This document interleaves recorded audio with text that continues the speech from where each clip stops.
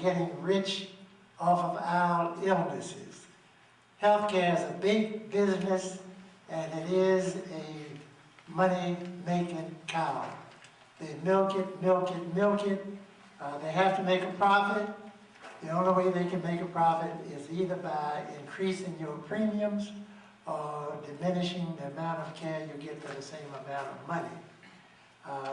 And they cannot lose. They're in a win-win situation, and we are the ones who lose. Those of you who saw Sicko, remember that the insurance company paid people to deny you health care. The more people they denied health care, the bigger bonus they got. So the question is, why don't we have H.R. 676 now? Well, we don't have it because we don't hold our politicians to the task that they're supposed to do. They're supposed to represent us, but because politicians like two things, they like money and they like votes. We don't have any money. The insurance companies have the money, so we have to capitalize on what we have, and we do have the votes. So how can we achieve this goal? If you look at the number of people who are for H.R. 676, there are many organizations, probably 1,000 organizations, that have signed on to H.R. 676. And if you calculate the members in those organizations, it has been estimated that probably 22 million people who are in organizations that have endorsed H.R. 676. Each of those 22 million has a significant other. So that means 44 million people out there who favor H.R. 676. You divide that by the 435 congressional districts, and you have 100,000 H.R. 676 people in each congressional district. So what is our job? Our job is to identify those 100,000 people in your congressional district. Now that sounds like a hard job, but a trip of a mile starts with the first step. So what is the approach that we are doing? When I first got involved in this, I was attracted to the Physicians for a National Health Program. They have probably 50,000 members. Then there's another organization that came about, Healthcare Now. Healthcare Now is a coalition of several organizations.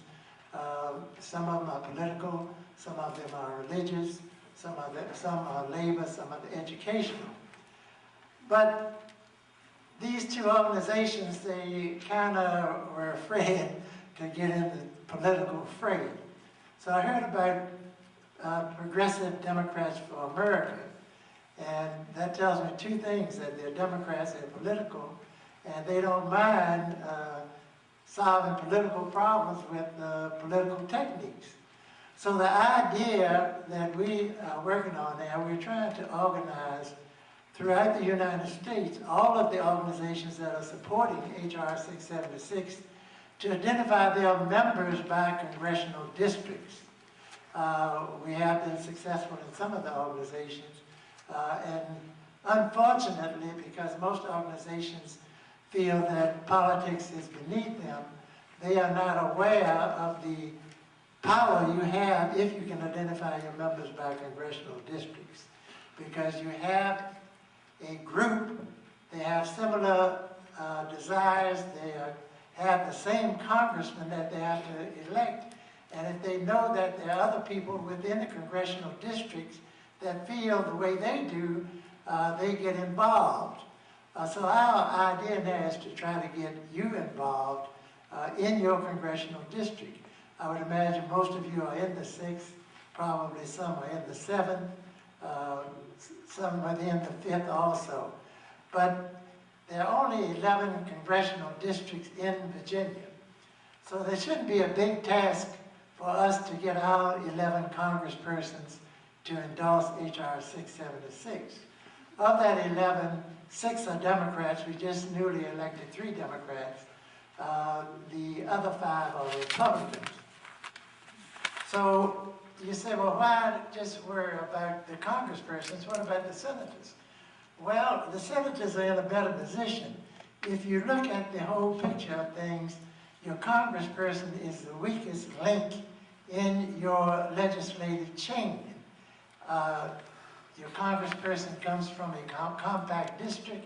There are about 700,000 people in each congressional district. Of that number, probably 75% are adults, 25% are not adults. So you can see if you can mobilize, you don't need 100,000. If you have 50,000 or 25,000, you have a big stick. And you use that stick to crack your congressperson's head. We have been brainwashed that once a person achieves an elected office, they begin to lose contact with the people. Your congressman goes to Washington, he has a staff, he's protected, he's in a fortress, and he only listens to the lobbyists who are whining and dining him. So naturally, they are more loyal to the lobbyists than they are to us. But we have to make the congressman come back to realism. If we have 10,000 voters, we can demand that he supports H.R. 676. We do not have to beg him to do what we want to do. He's there as our representative, and we have to constantly remind him how to do that. What are we asking you to do? We are asking you to become a participant to help us organize your congressional district. All of you belong to various organizations. If your organizations are not, cannot identify its members by congressional districts, we would ask that you do that. Whenever we go to a meeting, we carry cards with us to ask people to write down their name, address, telephone number, email address, and their congressional district. We have to make congressional district a part of our identification so that we can contact you, so that you can contact your congressperson. We are calling them once a month, and these calls really do help. As you get more and more people within your congressional district, then you invite your congressperson to a meeting in the congressional district. Don't go to Washington, because you don't want to go into his battleground, because he has all of his forces in Washington.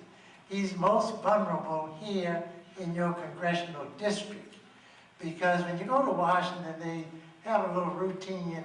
4 or 5 of you go up there, and you go into the office, and the secretary greets you and gives you a copy of the Constitution and how the laws are made, and they let you sit for a while, and then after 10 minutes of cooling your heels, you're invited into the congressman's office. He comes around, shakes all of your hands, and asks how's your wife and your children and so forth. And you begin to tell him what you want to lobby him on. And about 5 minutes in that, his assistant comes in, Congressman, you have to go to a subcommittee meeting. You're late. So he said, okay, I'm going to turn you over to my assistant, and he'll take care of you, and I'm sorry I have to go, and he's gone. So that's it. But if you bring him here and put him up here, he can't leave, because you're not going to let him get out until he resolves the problem. You don't beg him. You say, we don't want you to represent the lobbyists. You're there to represent us, and we want you to endorse H.R. 676. I'm sure you're going to have some questions, but we'll be glad to answer them. Thank you very much.